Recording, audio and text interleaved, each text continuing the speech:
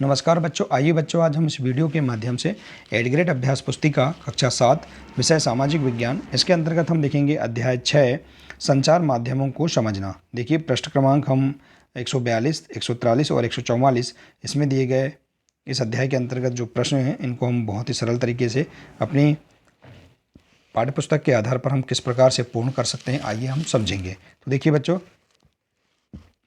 इसके अंतर्गत प्रश्न पहला है, वर्तमान में संचार के प्रमुख साधन कौन कौन से हैं, उनके नाम लिखिए। देखिए आप इसका आंसर पृष्ठ क्रमांक 70 से आसानी से प्राप्त कर सकते हैं। तो संचार के साधन है डाकतार, टेलीफोन, समाचार पत्र, कंप्यूटर, फैक्स, रेडियो, टेलीविज़न इत्यादि संचार के प्रमुख साधन हैं।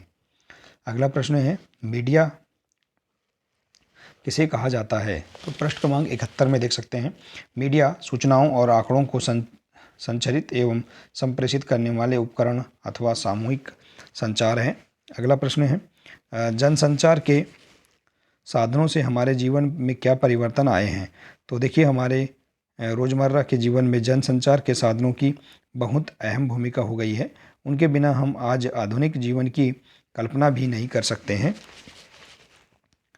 वे हमारे लिए न सिर्फ सूचना के माध्यम हैं बल्कि वे हमें जागरूक बनाने और हमारा मनोरंजन करने में भी अग्रणी भूमिका निभा रहे हैं।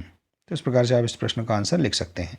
अगला प्रश्न है, जनसंचार माध्यमों से धन किस प्रकार कमाया जाता है। तो आंसर है, जनसंचार के माध्यम से अनेकों विज्ञापन दिखाकर धन कमाया जा सकता है। अगला प्रश्न देखिए, अगले पेज में 143 नंबर का पेज है, इसमें दिए गए प्रश्न देखिए। प्रश्न 5वां है, लोकतंत्र में संचार माध्यम किस प्रकार महत्वपूर्ण भूमिका निभाते हैं। तो इसका आंसर है, लोकतंत्र में देश और संचार के बारे में समाचार देने और उनमें होने वाली घटनाओं पर चर्चा करके संचार माध्यम अत्यंत महत्वपूर्ण भूमिका निभाते हैं। अगला प्रश्न है, लोकतंत्र में स्वतंत्र संचार माध्यमों का होना क्यों आवश्यक है। तो देखिए इसका आंसर पृष्ठ क्रमांक 75 से, संतुलित रिपोर्ट लिख पाना संचार माध्यमों के स्वतंत्र होने पर निर्भर करता है। स्वतंत्र संचार माध्यमों से तात्पर्य यह है कि उनके द्वारा दिए जाने वाले समाचारों को कोई भी नियंत्रित या प्रभावित ना करे। अगला प्रश्न है बच्चों, दूरदर्शन पर दिखाए जाने वाले कार्यक्रम हमारे जीवन को किस प्रकार प्रभावित करते हैं। तो देखिए दूरदर्शन पर दिखाई जाने वाली फिल्मों से हमारा मनोरंजन होता है। इसी तरह से बाल बच्चों, वृद्धों, युवकों के साथ विशेष प्रकार की शिक्षित और अशिक्षित वर्गों के लिए दिखाई जाने वाले कार्यक्रमों से हम अपना मनोरंजन कर सकते हैं। इससे बहुत ज्ञान प्राप्त किया जा सकता है। तो इस प्रकार से आप इसका आंसर बता सकते हैं। अगला प्रश्न है बच्चों, स्थानीय संचार माध्यम के रूप में समाचार पत्र का महत्व लिखिए। तो देखिए समाचार पत्र या अखबार समाचारों पर आधारित एक प्रकाशन है जिसमें मुख्यतः सामयिक घटनाओं, राजनीतिक, खेलकूद, व्यक्तित्व, विज्ञापन इत्यादि जानकारियाँ सस्ते कागज पर छपी होती हैं। समाचार पत्र संचार के साधनों में महत्वपूर्ण स्थान रखते हैं। तो इस प्रकार से आप इस प्रश्न का आंसर बता सकते हैं। इसके बाद देखिए अगला पेज नंबर है 144, इसमें दिया है देखिए, मास मीडिया से क्या आशय है। मास मीडिया के 3 साधनों के नाम लिखिए।